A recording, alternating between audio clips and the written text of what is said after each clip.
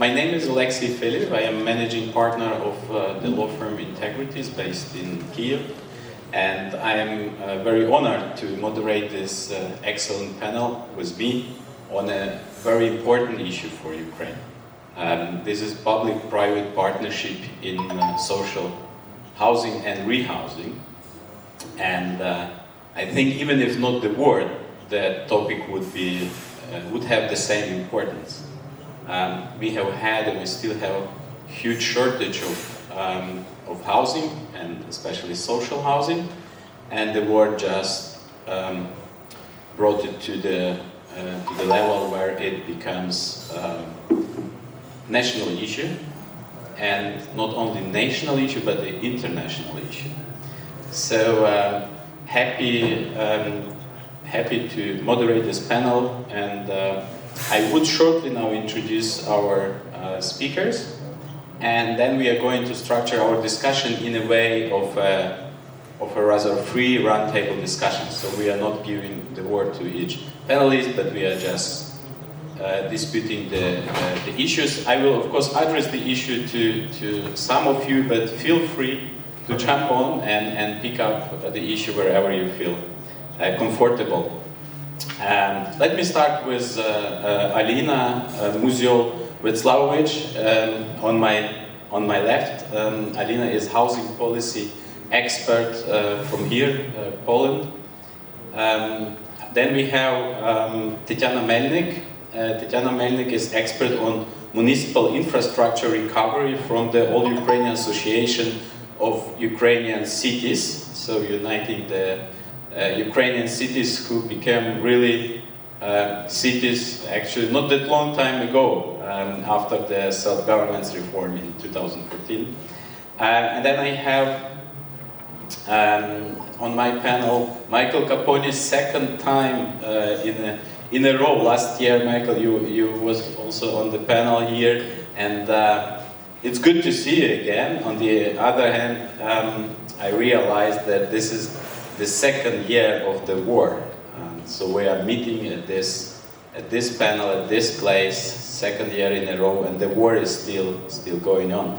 Michael is founder and president of a Global Empowerment Mission, and I'm sure we'll tell more what the Global Empowerment Mission is doing in Ukraine. And then, least but not last, we have Asadi.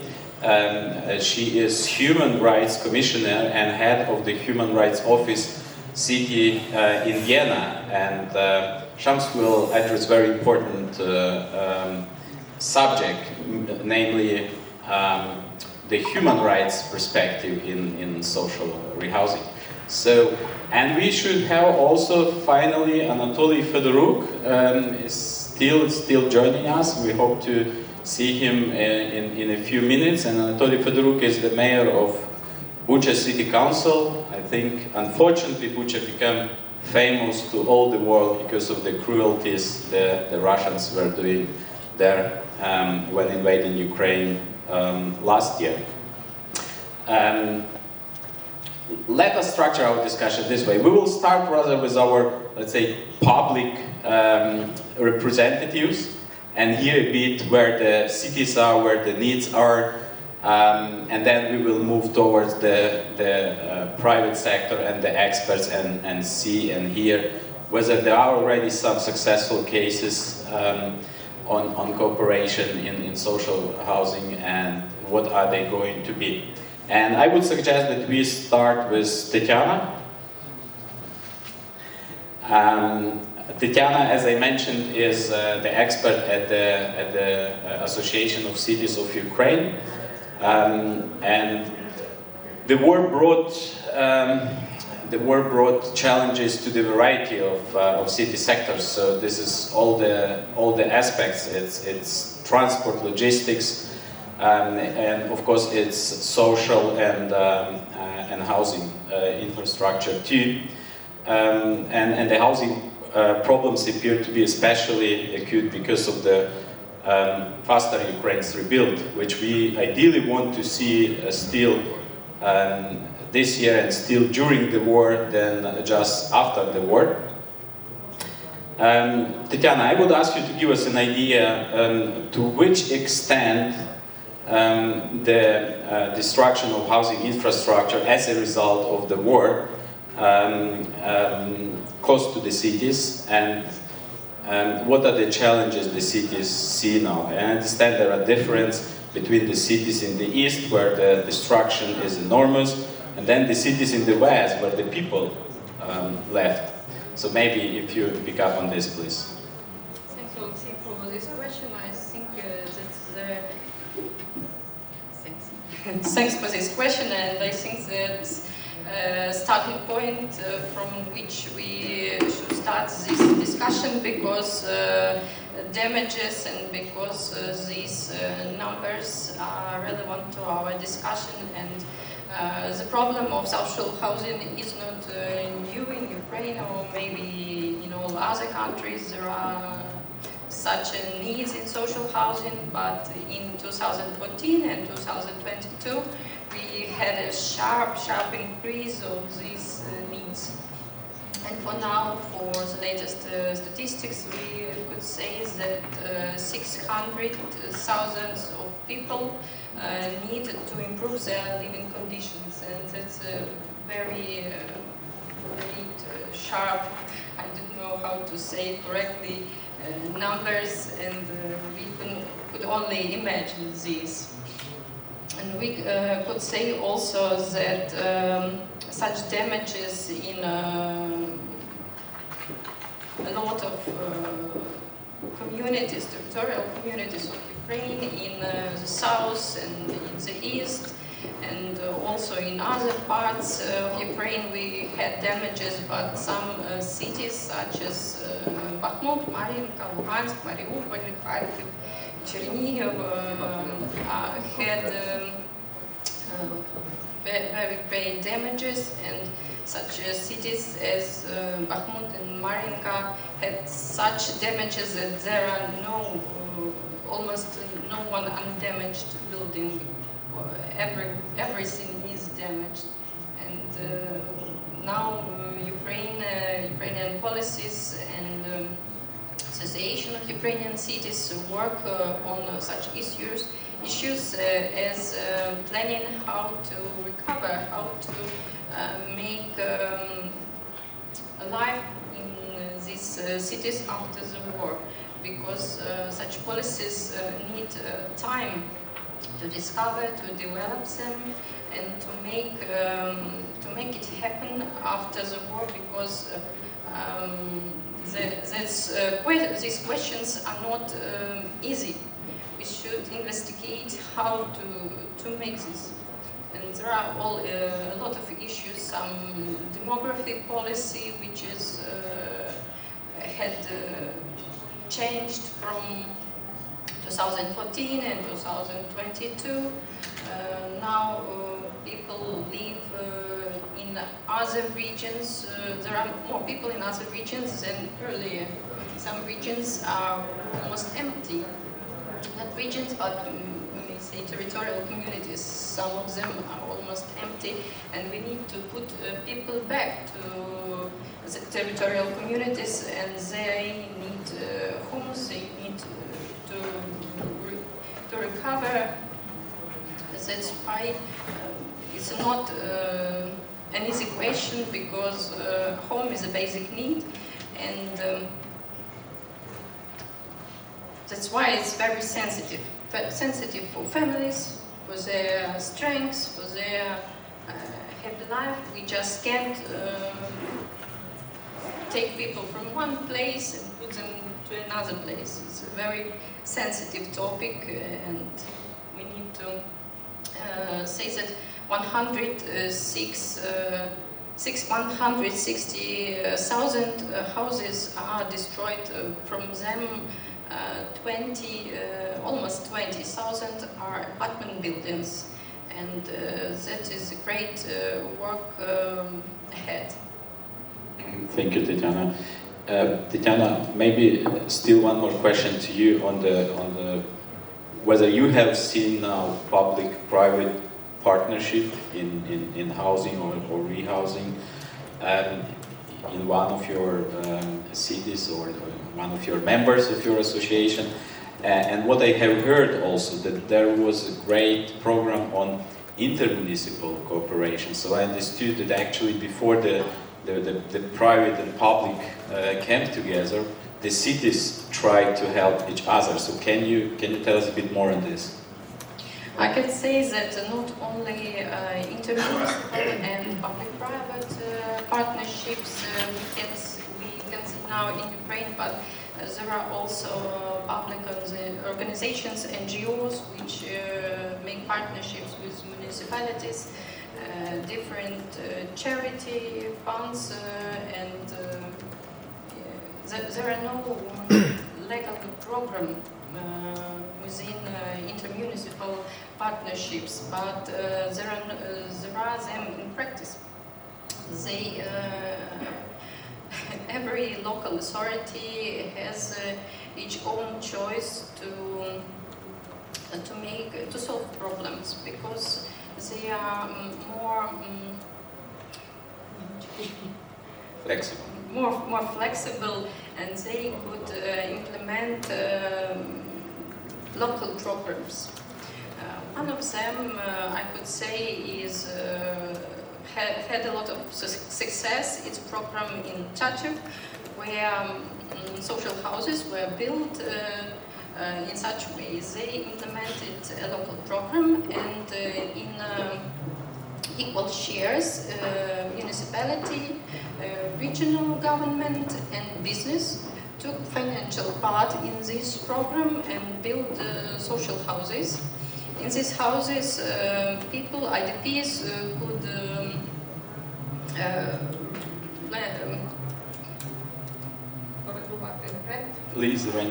could lease these apartments, this house for 10 years, but there's conditions. They are working in Tetiaνα Hromada. So people have job, have house, and they could live on, make their story go on. And such issues are very important, because there are some modular houses for temporary living, but it's very important to know that not only roof on their heads, but there's a job to make money and to live further. So such programs, more complex, such projects, I say, more complex, that have not only walls, but social issues, social programs, and some common spaces to speak, to communicate within this community are very important. Thank you, Tetiana. From my experience, I could only give you suggestions on how your maybe association could help. What we have seen is the following. We have a program from IFC, International Financial Corporation. IFC is ready to lend or to give money to the municipalities for them to build the social housing, so to have a certain program. We personally reach out to many of the mayors, asking them whether they would be interested in this program, especially in Western Ukraine, in order to build housing for IDPs. And then from many of the municipalities, we have not even got an answer. So obviously, the mayors are not sensibilized about, what they could do, and what is possible, how to cooperate with international partners, how this program works, and so on. So it's just a reflection, from very personal experience, where we try to involve the municipality and then to bring it's not a private but international player into the social housing. I see what you are saying. There are different situations, and what I can say exactly is that all the municipalities need an informational support in this association. Informational and probably professional. Professional and analytical support, organizational support. That's because they may not know about all the resources, all the things they may use in this. Thank you, Tetiana. We will move to Michael now to jump on to your right. Michael, last year I remember you saying that your mission was focused very much on the quick successes, or in other words, quick help, where you would, with least, as I remember, with least cost, create greatest result. Meaning to take a building which was damaged that much and then to rebuild this and to bring people back, and the same with the schools and so on. Is this what you are still continue doing, or do you see, or what are you doing currently a year after, and where you see also the challenges maybe in cooperation with municipalities, for example? Thank you. Yes, we've repaired about 300 structures to date. About 200 of those are private houses. And we install about 5,000 to 6,000 windows per month. That solves a lot of the housing crisis, because if those windows weren't put back on immediately thereafter, right, people would have to go to an IDP shelter or something like that. If it's okay, I'd like to play this video real quick. Sure. It's only 2 minutes. It'll give a little better overview of what we're doing. Yeah. Are we ready with the video?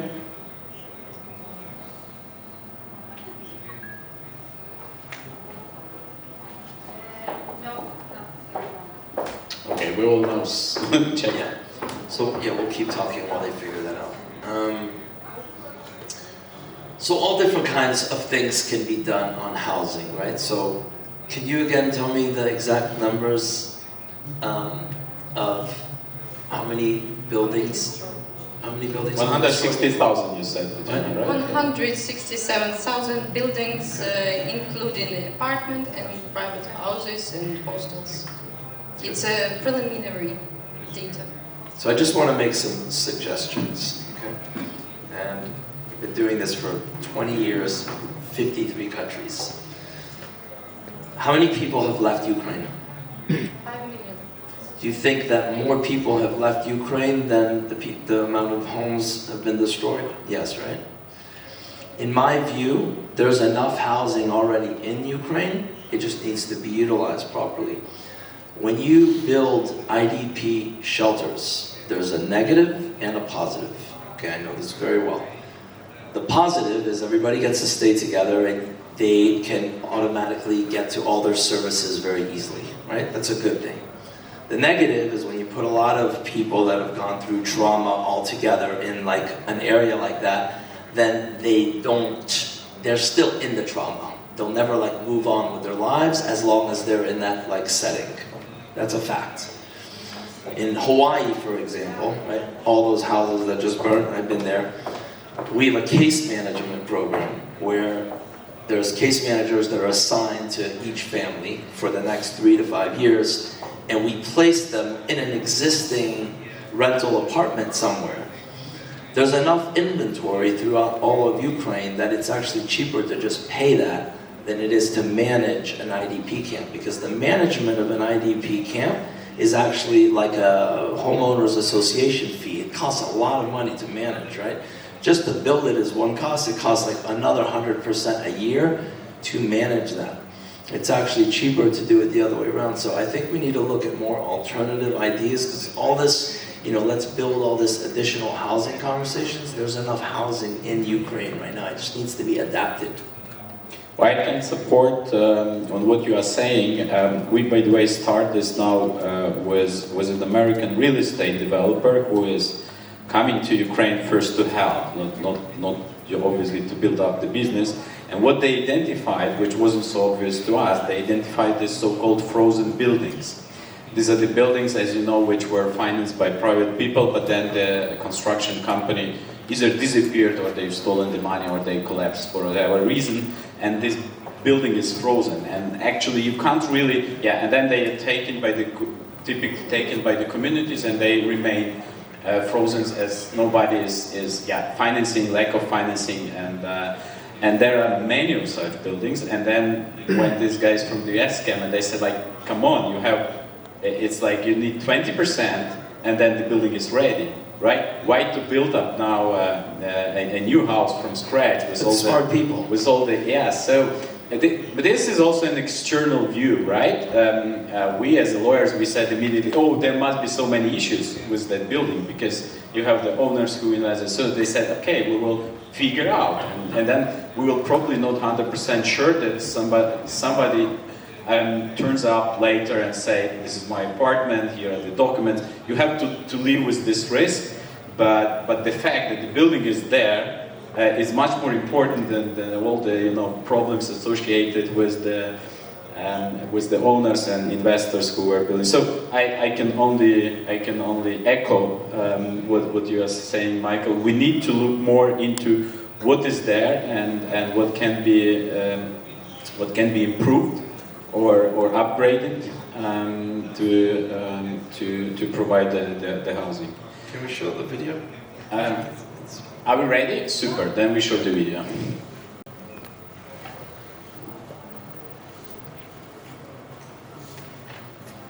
It seems the sound is off.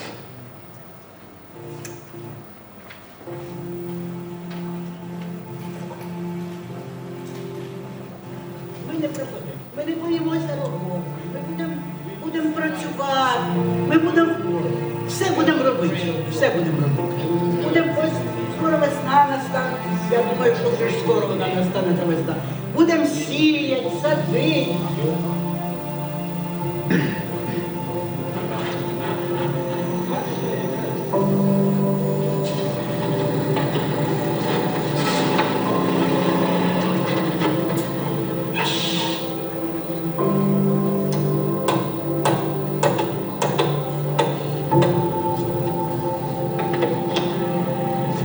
So we're standing here in our Bucha, Home for Bucha project, and as you see, all these incredible people that have been working tirelessly, trying to rebuild their communities, and we're so grateful for them. And this has already created 200 direct jobs. It has nothing to do with any of the jobs that are created by purchasing the materials. This is just direct labor jobs. So this type of initiatives are very important for the economy of Ukraine.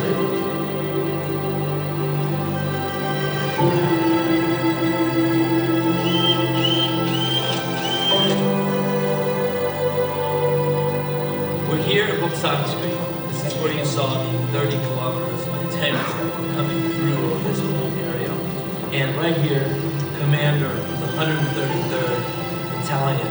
These are the guys who actually fought off the Russians and kept them from coming through into Kyiv, which ultimately was a disaster for Europe and America. And with the Howard G. Buffett Foundation partnership, we decided to create a new model for the entire street, which is over 2 kilometers long, with new paving, new homes, repaired homes, light repairs, everything. And this is a symbol of hope to show that nothing will take down Ukrainians. And really commend you guys because you have done something that not even U.S. intelligence thought was possible. They all said, Kyiv will fall in 3 days, and you guys did it. So incredible.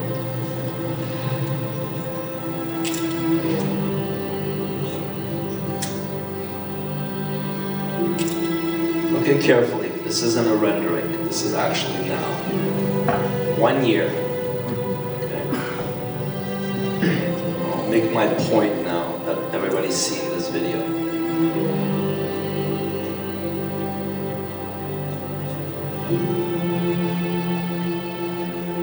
Look at all the houses. Okay. Public, private partnership. Okay. That's a business person sitting down and making a legitimate, good deal for everybody. In this particular case, I sat down with the mayor of Bucha and I said, what skin are you going to have in the game? Our organization is going to contribute this. We're going to build brand new houses. It's not our responsibility to build the streets. It's not our responsibility to do landscaping. It's not our responsibility to do the MEPs, the electrical work, anything. That's your responsibility. And we started with 50 homes. And then when that started going well, President Zelensky saw it and he said, wow, this is great. And then he chipped in And then he did another 50 homes, and we ended up doing 170 homes. The entire project, listen carefully, we contributed about 1.5 million, and the central government and the city council contributed another 3 something. It cost less than $5 million to do all that. Take a calculator and calculate $5 million divided by 170 houses, average of 6-8 people per house, okay? Your price per person to put back in housing is actually cheaper this way than building an IDP camp and managing it and importing these little container things and all this stuff. And if you go interview the people in those homes, they are empowered, they feel a miracle happened, they're back in general population, they're back in their homes, and they feel good. And they most likely need less therapists, and they're less in a negative state of consciousness than people who are in that other type of situation. That's why I'm pushing and trying to guide to go in that direction. Sounds great. Brings me to an idea. You know, we have a law on industrial parks in Ukraine. And if you build an industrial park in Ukraine, the state can give you up to 30% of the cost, not as money, but as infrastructure. Roads, utilities, actually things which are expensive. So what I am thinking now with me, from you, Michael, that why not to do this in the social housing, right? That the private is concentrating on the housing, and the municipality and the state could back up with the expensive things like utilities, roads, and the remaining infrastructure. Less interaction, in fact, but clear split of the responsibilities, right? Not interfering each other, but rather adding. Yeah, thank you, Michael, for this. We still don't have I understand we still don't have the mayor. He's got a meeting. So He's got a meeting, okay. We will come to a Q&A session a bit later. I would now turn to Alina. Alina, Ukraine and Poland are neighboring countries, obviously. Yeah. We didn't have quite the same experience. Unfortunately for Ukraine, we had more Soviet exposure than you had, but there are a lot of similarities on the social housing to Soviet times, and then after Soviet times, and up to now, and I assume, and we pre-discussed this a bit, that real public-private partnership in social rehousing is a difficult thing. But I would like to ask you to share with us the Polish experience and maybe the experience you would like to share in this. And what we could maybe take over, even if it didn't happen in Poland. Okay, thank you for the question. Really, our neighborhood is very important, and one message I would like to provide to all the Ukrainian friends is: don't worry, work peacefully. Housing is the very hard issue. It takes a lot of time. The investment took a lot of time, etc., etc. But housing is the most important thing for people, and people to survive need a shelter. So housing, according to my opinion, social housing especially, should be really on the top priorities. If you will have no quick results, don't worry.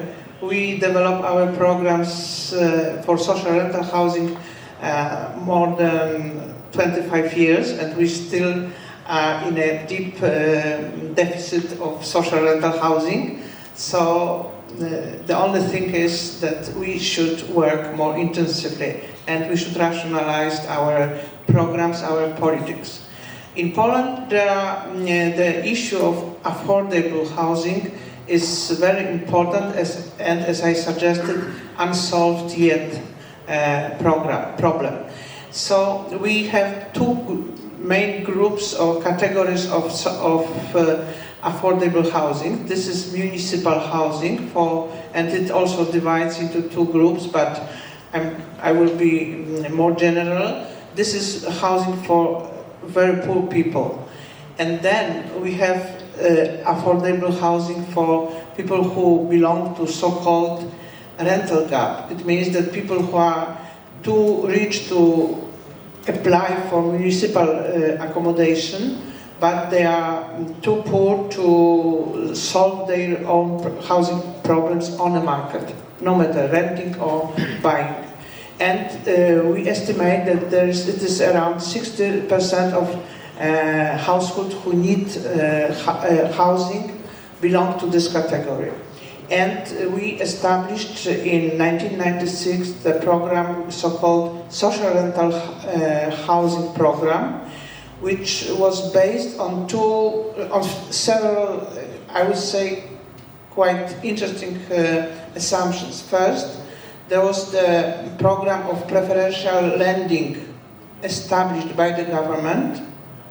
And second, there was a special entity created, so-called TBS, Towarzystwo Budownictwa Społecznego, social housing associations. The policymakers changed the name later on, and now the new are called social housing initiatives, but never mind, this is the same.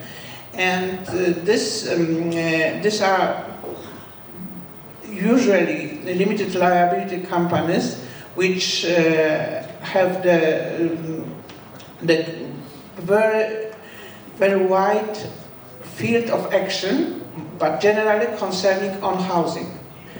And one of the advantages is that these entities are very professional, and they have a broad field of action, and they may fulfill different roles in different communities according to the local needs.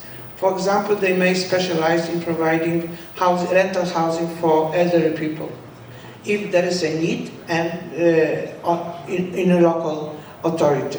They also, and of course they can build, but they can also renovate, and they can adapt the other entities to housing issues, housing units. So the rule is really the possibilities are very broad. These are limited liability companies, but which in general work as non-for-profit, in a sense that they may gain profits, and this is important because they have to spend all the incomes on statutory activities, namely constructing houses. And this program has, of course, the program is quite well organized in an economic sense. There is the public support on a stage of construction or reconstruction, okay? And later on, it works on an economic basis, economic assumptions. It means that rents, they are limited, and in the sense that the maximum rent is limited by the law, and that means that the tenants know what can happen with their rents, but the rents should be should repay all the costs of the company.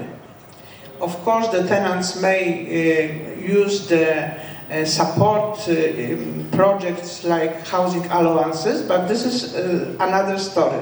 The housing institution works on an economic basis, and this is, I think, the advantage. And as I said, there is no need to be a municipal housing company. They may be also private. They may have mixed ownership structure, but in general, the most active social housing associations belong to local authorities, and the cooperation between local authority and the company is the crucial thing for the success. We know mayors who are pushing their companies to be very active, and of course we know also not very good cases when the development of housing is not satisfactory. Of course, and these are professionals. I mean, the staff of the TBS is professional with all these certificates for managing, etc., etc. There are, of course, limitations for this program. As usually, the number one is the lack or insufficient financing from the state. We experienced I think 6 years break in financing quite frequently. The associations would like to get much more loans than the government offers. So there is a kind of limitation for the development of social rental housing. The second trouble is that, unfortunately, the government recently allowed the privatization of these units. So the problem of privatization of housing, public housing, is very, very important, and unfortunately, although almost all the experts claim that we have to develop rental sector, so there is no sense to privatize it. But the government and policymakers, they change their minds, and recently it is allowed by law. It's not practiced yet, but legislation is ready. And second, since the program started in 90s, there was a lack of financing, and the local authorities have limited budgets. So it was allowed for the future tenant to pay so-called participation fee. It means that to participate in a part of the cost. And this is again, now, this is the most important barrier to, especially young people, to join the sector. This is not the rent, because rent is, let's say, medium level, but this participation fee may be equal up to even 30% of the construction cost, and it means that it's not available for many, especially young people. So the suggestion is not to follow this way. Of course, we know that in different systems there is a small participation of the tenants, but it is around like 2%, like in Denmark, for example. So this is a serious difference. So, and I think that the social rental housing program in Poland, although it is not very successful, but it is, I think, worth to consider such a solution for Ukraine as well. Thank you. Thank you, Alina. This interplay between public and private in LLCs you mentioned, I didn't quite get this. Do I understand correctly that majority of the LLCs are held by municipalities, so these are municipal vehicles? Yes, but in the beginning, in 90s, when the private developers were not so well developed in Poland because of the very high inflation of that time, so mortgage were rather unavailable for, let's say, possible buyers. There were a lot of private TBSs. They were owned usually by the construction companies, or they were somehow connected to the construction companies. And because the formula of TBS allowed them to apply for preferential mortgage. And this was the only one financial vehicle for housing construction supported by the government at that time. And nowadays, most of these private TBSs stop their investments, but they still manage the stock they possess. There are few still active, and they are active as a matter of fact, on a basis of public-private partnership, in a sense that they are private companies, but they have an agreement with given local authority, and they construct the dwellings on their territory. They are lending the money, but citizens from the city can live in these places. In a sense, this is something like private-public partnership, but in a field of social rental housing. And then this participation fee up to 30% you mentioned, but that's still for the rentals. I mean, if you pay 30% of the cost, then I would expect this is more towards the ownership and not just to rent later on, right? Yeah. I mean, 30% is probably then 10 years of the rent, right? Yes, but this is the maximum, and I stress that this is a kind of mistake. The problem is that when you pay for the right to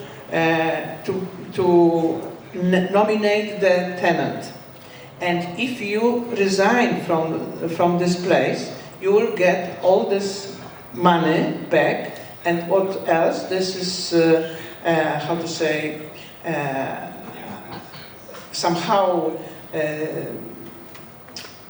increasing by the inflation, etc., etc. So the money you may get back. And as I said, this is the reason why those who support privatization are, of course, providing that, well, we paid for it, part of the cost.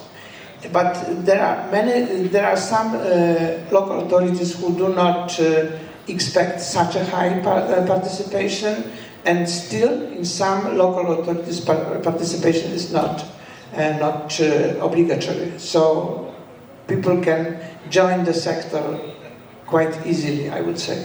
Yeah, thank you for sharing this, Alina. I think we will come back to this a bit later, especially considering the peculiarities I think we have in Ukraine. Namely, that people are not got used to rent.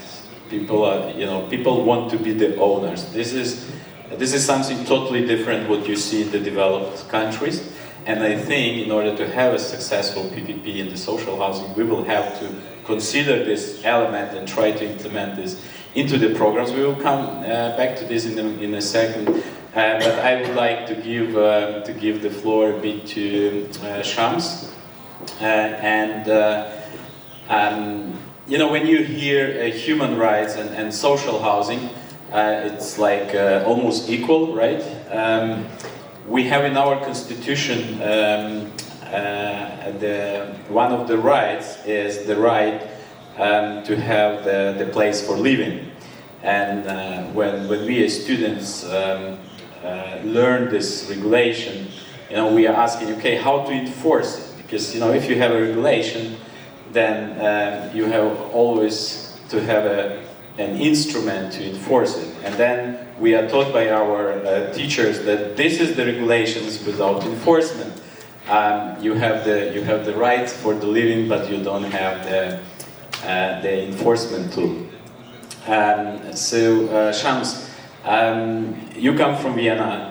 To us, this is a city which is a part of the global movement towards the human rights cities. Maybe you explain to us what does it mean and how it could be useful for Ukraine and the reconstruction, and in particular the social housing. Thank you very much. I have actually here two functions, and I'm just from my profession, I'm architect and city planner, and with housing I have been engaged in the last 30 years, and now in the last 8 years or 10 years as a human rights commissioner, I can combine two subjects together, and I can tell housing is no commodity, housing is a right, and it is defined in even 75 years ago, in the Universal Declaration of the Human Rights, in Article 25, and it is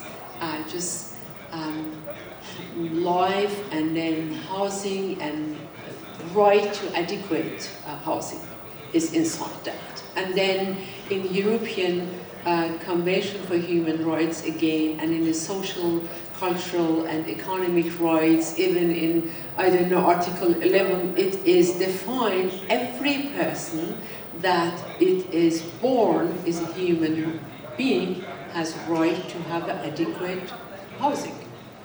And how you define the adequate housing, it's not just 4 walls and 1 ceiling, it is also access to services like access to education, to infrastructure, and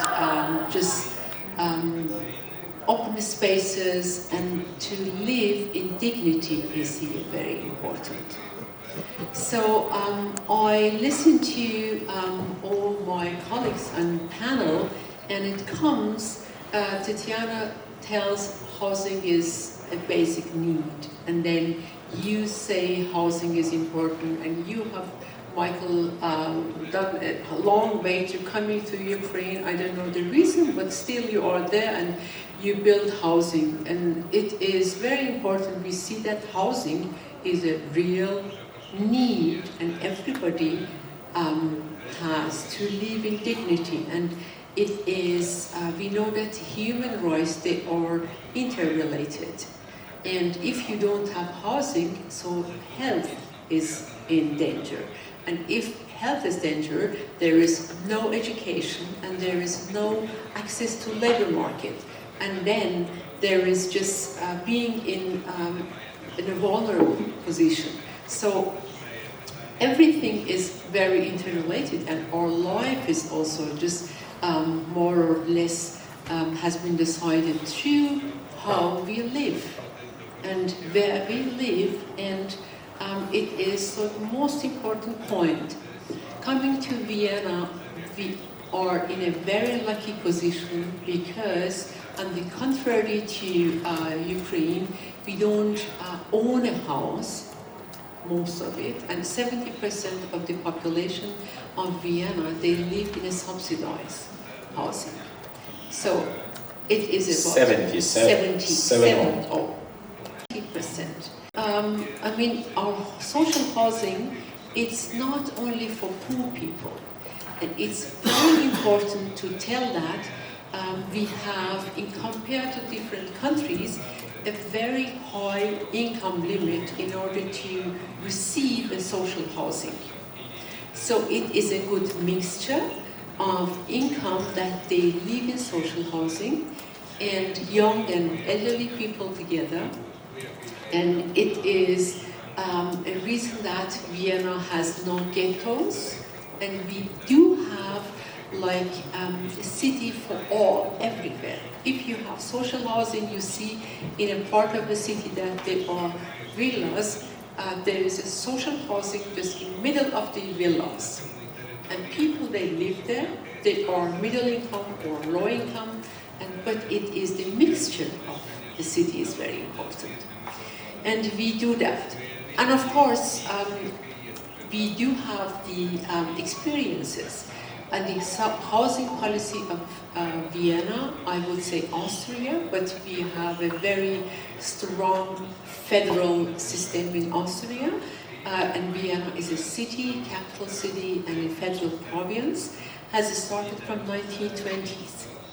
And it's like more than 100 years of tradition of housing policies.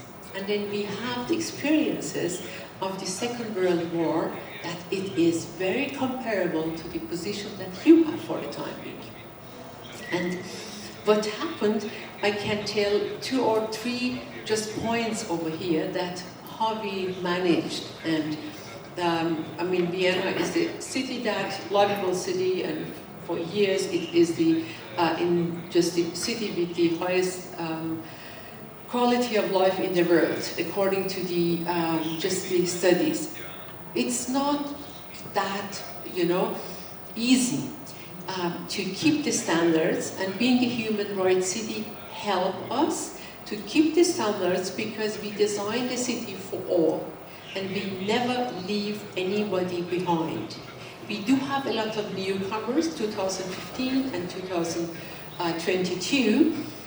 We know the position, we know the why people they came to us, but we didn't leave them behind. We just provide them with housing, we provide them with social housing, we provide them with affordable housing. It is the most important point.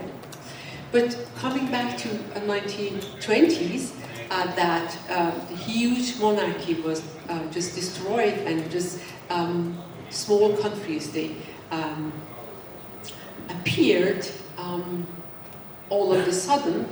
The tax system, and we do have like 100 years that 1% of employee and 1% of the person that employers and employees, they have to pay 1% of their just wage, or just they pay for the employee for housing taxes.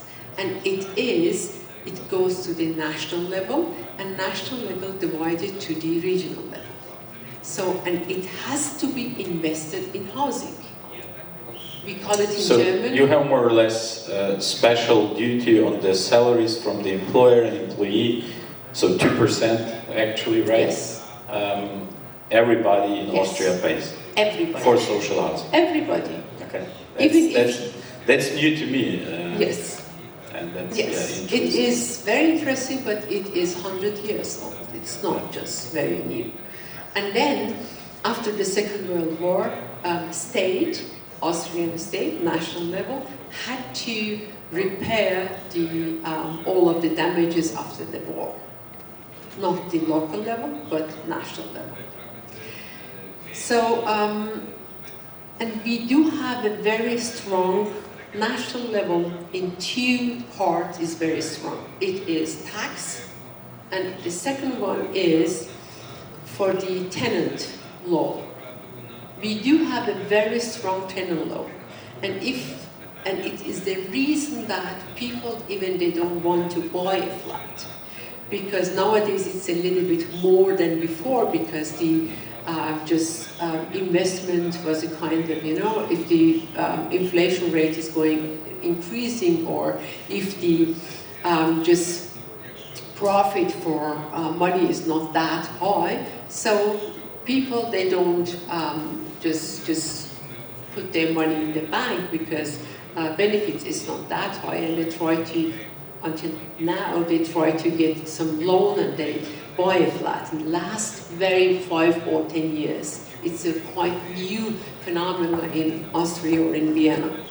But these two policies, and from the city side, from the local level, we do have like social housing, we do have low profit housing, and we do have profit, private, because Vienna is not a communist city. We do have everything, but even the private the market, they have to have just affordable housing in the context of their housing. So it is. And it's like a mandatory share percentage, or? Yes, and especially if they get some loan, and, so they have to have affordable housing. And newly, since 2018, we do have in Vienna just building code. It is, if a new land for housing is dedicated for housing, they have to also, for affordable housing, they have to also do some, to consider 25% of the flats that they are building in this new lot has to be affordable housing. So I can tell a lot about our housing policies. And I'm telling sounds very years. socialistic, I would say. Why not? Yes. If it's for the old people, if it's And- socialist, it's also okay. It brings me to the idea of 2%. You know, during the war, we all pay 1.5 military duty on our salaries. So every Ukrainian pays this duty, and this is almost the 2% you have on social housing. So I'm wondering whether after the war, we maybe should keep for a while this duty and redirect this for social housing, because this will directly impact the economy. If we don't get people back, if people don't have where to live, then obviously they can't be that successful in terms of building up businesses, being good workers, and contributing to the GDP. So thank you, Shams, for this experience sharing from Vienna. I will still give you, the idea was to give you the floor for three major remarks, but I like the discussion, so we skip this.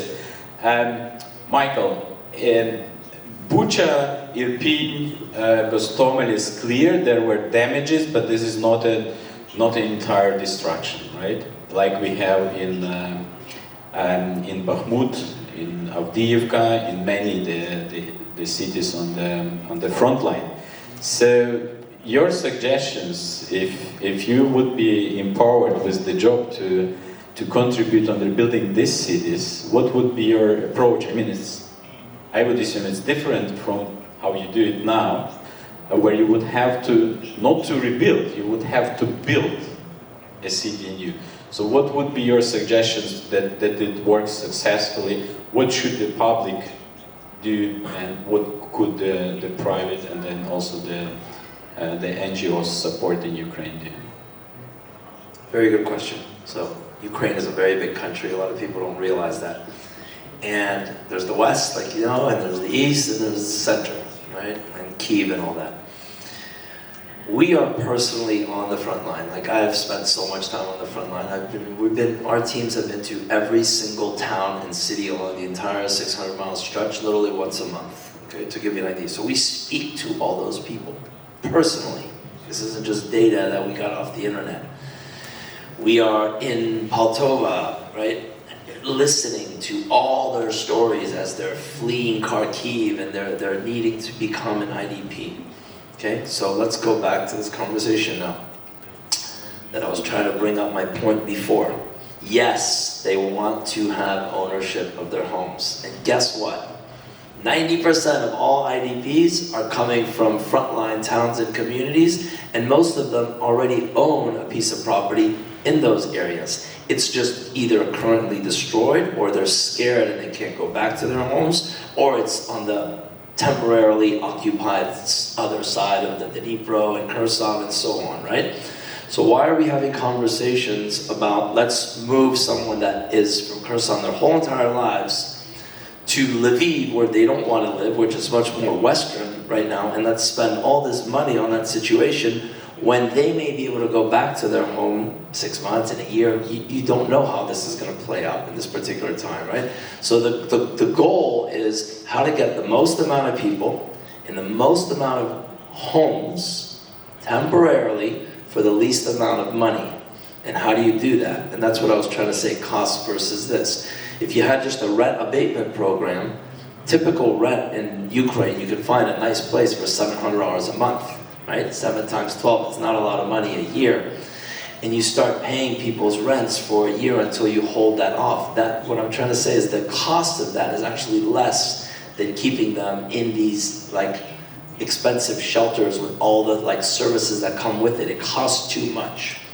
I got about the shelters. What? I got about the shelters. You don't need them. Yeah, and so that's what I'm trying to say. You got to put people back in the things. We've done this all around the world, so we know that this is the best practices is to put people back in the general population. We do not rebuild anywhere like past like Bucha, right? Other than a hospital request in Kharkiv or something like very, very important like that, because it's still in a very like line of fire danger zone. But at some point, when that's all liberated and clear, that's going to be a whole other, conversation that's going to, and a lot of private-public partnerships will need to happen. In agencies, the agency one will say, we'll repair this neighborhood, agency B will repair this neighborhood, government will repair this, right? And everybody comes together and repairs these areas. If you drive down a lot of these, frontline villages, say like 5-10 kilometers in, there's a lot of them that are just abandoned, right? But there's still a lot of homes that are still standing. That's my whole point with this, right? That's like when you saw Volkswagen Street, we only needed to rebuild 12 brand new houses on that entire 2.5 mile stretch. Everything else had just damage. Some of it was $10,000 damage, some of it was $50,000, like $20,000 damage, right? It was repairs. And that's really the focus, so. Thank you, Michael. Maybe to Tetiana, there is, as you all have heard, there is this idea of countries taking the patronage of certain regions in Ukraine, and there was even it was displayed, I believe, the first time in Lugano. At least this is where I've seen it at the Ukrainian conference. And then there was the idea that some of the countries become responsible for the regions. Do you see this on your level of cooperation, on the city level, that the countries who took, or who maybe didn't take it officially, but who were put on this map, they come and speak to the cities and try to do something in terms of housing, and then especially social housing? I see what you're saying. I was impressed when I first heard such initiatives about Mykolaiv and Greece, and about different regions, but all I can say is this is all one-to-one. When there are strong relationships earlier there were, and they can implement their help during the war and after the war. All I can say is that it is not systematic, and these things have some pros and cons, and our regulations sometimes couldn't give all the opportunities to implement such problems, to implement such opportunities. And there are also our national programs, and hearing from Michael and from Shams, I thinking now there is a national program on compensation for destroyed houses, and the government given money for their destroyed house, and people could buy another house in different, more safe place. But this program is have already started, but it's at the early beginning, because of a great problem to examine all these destroyed houses and make a report, special report, that this house is all destroyed, we can't rebuild it. We only can give this owner a compensation, and later this owner could buy another house. And there are other program for damaged houses, and the government gives money to rebuild it, and private entrepreneurs took part also in this program. There are special costs of the activities, and if they are providing activities in construction and in construction works, and they could give materials for building, and they took part in this program too. But these programs are still going on their wheels. They are still at early starting, and for this time people need to live there. That's why I agree with Michael for these towns in towns. For IDPs, there are pros and cons, and pros are, to my mind, in such situations when a rocket attack is here at that moment, and we should place people somewhere and give them a roof. And in this case, I think such shelters help. And I agree with your another point. Not a mid-term or long-term solution. Yes. Thank you. I wanted to tell you that I could confirm what you said about the building materials. Out of I think we built 245 homes. 170 of them, we only supplied the labor. And the government, believe it or not, right? Public-private partnership, that's what I'm saying. You got to twist arm and make it happen. The government provided the materials on that. And when you do that, right, then we're basically splitting the cost 50-50 ultimately, and it goes much quicker and you got a lot more done, right? And those are the kind of, concepts later on. I do have a question for you. So if someone has a damaged home, let's say in Bakhmut, and it's a wash and the government's going to give them compensation, is it a trade? Like, does the government then take their title? Or they can still keep the title of their No, it's just money. It's just money, and they still keep their title. They still keep the title. It's already good. in DIA, in our app, that you can apply for That's great. for the damaged or destroyed houses. But obviously, you need first the proof of the destruction. And there is a special commission who needs to sign obviously and confirm this. And then of course special monitoring after that. And monitoring where the money are spent and so on.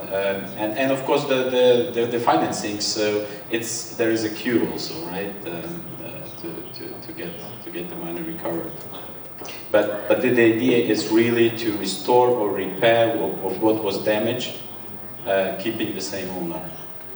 As a former builder myself, who has literally rode in a car through pretty much every single destruction site in the whole entire country, a greater percentage of homes are slightly damaged than are completely damaged, right? And you can fix a house in Ukraine, a small house, for $10,000, $15,000 sometimes, right? That's my point, cheaper than obviously there must be difference. Container and putting a family in some white trailer container in the West where they don't want to be. That's my obviously there must be different solutions for cities like I asked Bakhmut, Avdiivka, where they are destroyed completely, or the surroundings, and then for the small, as you said, small destructions. Alina, on the issue of our strong Slavic wish to be the owner and not to be just the lessee of an apartment. I see this as a big issue. You are right, Michael, that you can put at some houses for $100. Typically, the market value of that house would be also around $10,000. So the rent in Ukraine, on average, is somewhere at 10 IRR, meaning that with your rent, you pay out the apartment in 10 years. If you take Vienna, if you take developed countries, it's something between 30 to 40, or sometimes even more than 40. So it's like 2.5% and not 10%. And this is of course why we speak about the affordable housing, right? About the social aspect of this renting. But still, the people in mind, they get that, they better pay out for the title, for the property, than they just pay the rent. And I think if you would have a solution for these people, not necessarily for all, but solution for these people also to be able to participate in affordable renting or in affordable ownership, I think that could have a higher success. But I am wondering whether Alina has an idea for this. I think this should be a bit similar here in Poland. Yeah, the problem is that according to public opinion studies, almost everybody in our countries wish to be an owner of the extremely beautiful single-family house in a green area with huge access to social services. But this is the idea, and especially, well, this is the idea. Problem is that people after the Second World War in Poland never have the occasion to practice secure tenement. There is a shortage of, all the time there was a shortage of dwellings. The quality of the municipal rental housing was extremely poor,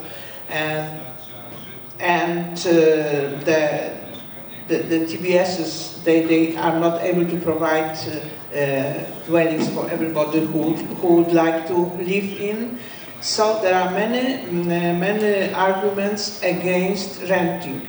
What more, in Poland, rents on private market are extremely high, and at the period of very low inflation, it was easier to repay the mortgage than rent the, let's say, suitable dwelling in Warsaw, for example. So this also people count, and they can rationalize their choices. The problem is that there is no offer on the market, or so-called, whatever you call it, there is no offer of accessible, affordable housing. You can just move in and rent. The rent regulation in Poland, it is there are different opinions. Somehow it really secures tenants, but on the other side it does not help to increase the private rental market. There are units, you mentioned frozen units, there are frozen dwellings in Poland which are not rented because the owners, they are afraid of the consequences of lending. And they are just waiting for the increase of the value of the property. That's their strategy, economic strategy. In my opinion, there is, as I mentioned, we need strong promotion of good quality rental housing, affordable for, let's say, quite broad spectrum of the society. What you mentioned, according to Vienna, that there is the, how to say, our business to keep even a bit richer, a bit better educated people in social rental housing, to provide the real social mix as, in an area. So, on the other side, the problem is that at least my government, knowing that people like ownership, from time to time open programs supporting private ownership. And this is extremely, of course... This is cheap lending, or what is it? Well, there were different programs. The recent one is the secure 2% mortgage. Okay. There was subsidized interest from the central budget. And of course, it turns, and people who are thinking about, seriously thinking about the renting dwellings, they again have the chance to buy the unit. Although once more, I think that the most important is to increase affordability of the rental units of a good quality. That's if there will be no need to wait 10 years for the municipal dwelling, if there will be no need to pay 30% of the participation fee for the TBS newly constructed unit, people would consider more frequently renting. What else? The recent sociological analysis show that the new generation, young people, they have a bit different attitude. They accept renting much more than, for example, my generation. Yeah. Okay, this is according to the idea that they have so many other purposes for spending money that they do not need ownership, which still somehow stops the mobility of people. You can probably better explain to the youth that the rent can be reliable and so on. It's a bit more difficult to the generation who suffered, and have seen this Soviet social housing and so on. We are close to our Q&A session, and I would like to give the word to, if there are some questions from the audience. Okay, we take 1, 2, 3. So if I ask 4, if I ask the, yeah, sure, we have a lot of micros here. So we start with the gentleman, exactly. And if you just tell us who you are and what you do, and then you put your question. Okay, Andrzej Wald, I represent Kraków University of Economics Alumni Association, QEG, and based on my professional experience as a commercial real estate broker and in Lisbon management, especially in Warsaw area, I have 2 questions, and I would like to say 1 point to the expert. What they say about this idea of the social housing in Poland, and why also the Polish people prefer to buy the flat, not to lease the flat. I remember from my professional experience, from 2015, I used to manage about 150 apartments in Warsaw for the private lease management company. And we used to have the 2-bedroom apartment close to, next to the metro station Młociny. So, and in the distance between our apartment built in 2011 and the building belonged to the Polish government company built the social housing. I don't remember the name because the programs names changed for many years, like Mieszkanie dla każdego or something like that. I think the Polish expert knew what I'm saying about it. And my point is, could you imagine that in our apartment in the private market costed 2,500 Polish zloty per month? If you would like to rent the apartment belonged to the government company made for the social housing, and you have to pay 2,700 Polish zloty per month, for me and probably for all of us, it doesn't make sense, such program, because it is not the social housing program. The construction of this program in Poland is, in my opinion, is bad. And it is also the reason why the idea of social housing is so not popular among the Polish citizens. And the second point, based on the Warsaw experience, because you said you would like to buy, or not buy, but build the houses or renovated in the east part of Ukraine, destroyed completely, like Mariupol, for example. When I started, when I have seen probably in February in Przemyśl, in my origin city, the pictures from Mariupol, from refugees from the city, for me, Mariupol looks like Warsaw, completely destroyed. And what I mean, after the Second World War, Warsaw was completely destroyed. It was necessary to rebuild the city, but during the communist time, the law issues were completely unimportant, and we have still a lot of troubles because of it, because of the ownership problems with the properties.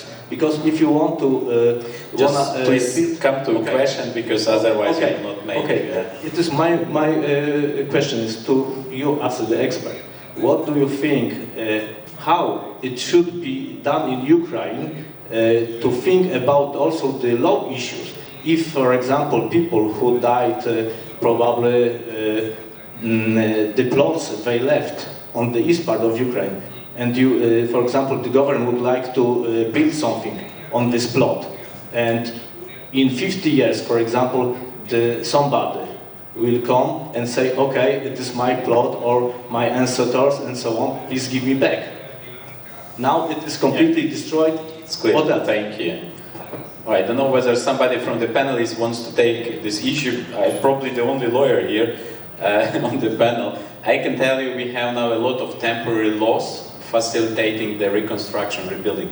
A lot of things can be built now without permits, and this is correct. So otherwise, if you follow, and by the way, Ukraine has implemented a lot of EU regulations before the war and during the war, which slow down any development significantly. So we have this, and you are right, we will have to put some temporary special regulations on the situations like you mentioned, where somebody died. We cannot find a successor, but we understand somebody can come later on. So all these issues will have to be considered. I think the micro died? No. I just like to underline that you refer to the program held directly by the government. I didn't talk about this program, Mieszkanie Plus business side.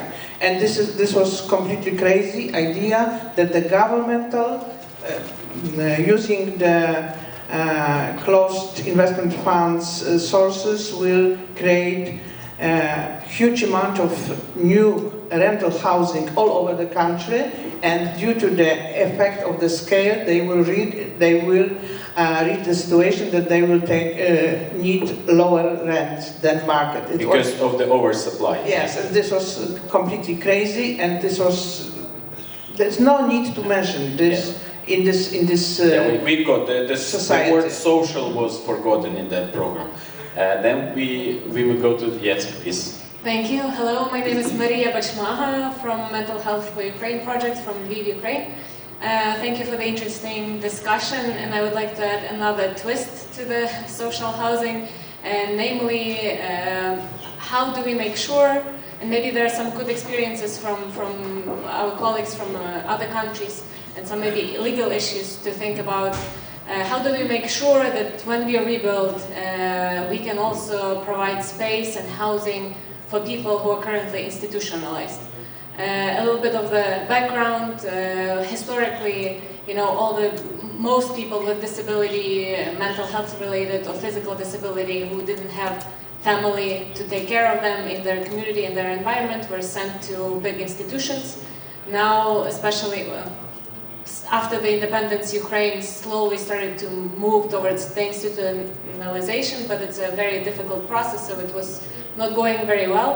But now, after the full-scale invasion, when all the government and everyone witnessed how horrible and how dangerous it is for people to be institutionalized and not being able to evacuate them in the immediate face of danger, there is a big political will, especially on the part of the Ministry of Social Policy, to move away from institutions and make sure that people with disabilities can live and participate in the community life. But of course, for that we need housing. I know the Ministry of Social Policy is flirting with the idea of obliging every new construction and development to include some percentage of flats for this purpose, but it's just the idea. And yeah, I would like to maybe get your perspective on this. I don't know whether chance. Yeah, I'm looking at you. What is the policy of Vienna? Yes, I can tell a little bit. It's a very huge discussion and a very complex discussion, but I will try to bring it to 2 points. Number one, it is the cooperation of the health system with housing, and it's very important. Number two, we do have in our social housing department, we do have a social workers department. It is like unit and we know exactly who needs help, and if there is some conflicts, and even if person needs help in daily life, or we have, for instance, messy people, that all of the just neighborhood, they are complaining about this person.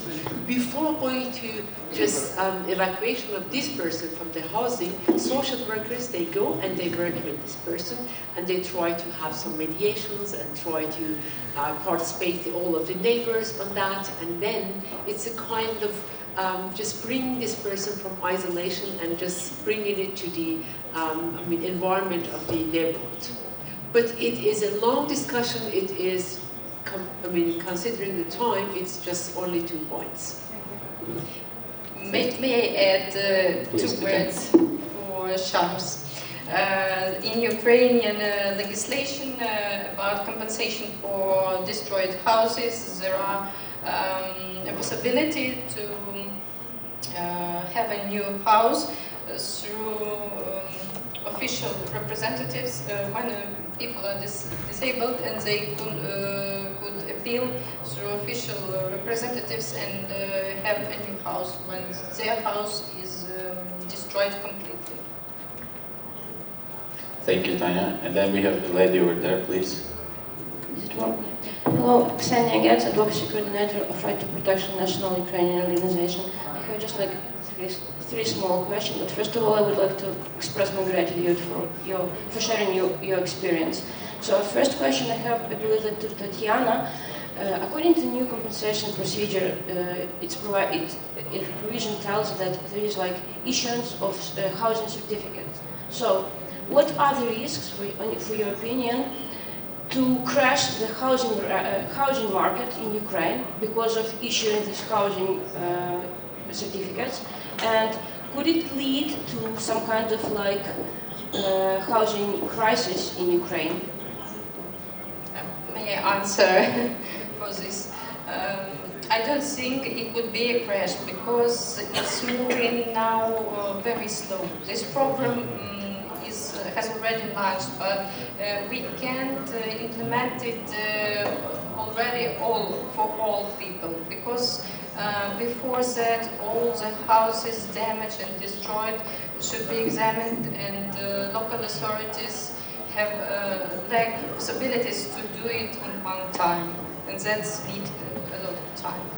I would like just to share my concern, because when this issuance of housing certificate happens and there will be no housing to buy, it may lead to some kind of like speculation on the prices of housing. So that is my concern. And also I have a question on like what steps we need to do in like legal framework and like operational technical framework to de-shadow our rental market. Should it be more regulated by the law? Yeah, it sounds again like to me. Yeah, I don't think that any shadow market is, brought to the light by law. I think it is really more about taxation, for example, right? So we have special taxations for different incomes. So, for example, the social housing rent could be taxed at a different level, as one of the examples. So it is very often about the fiscal mechanism, right, to bring some to bring the income to the light. But I think this is more complex than just the problems of black rent.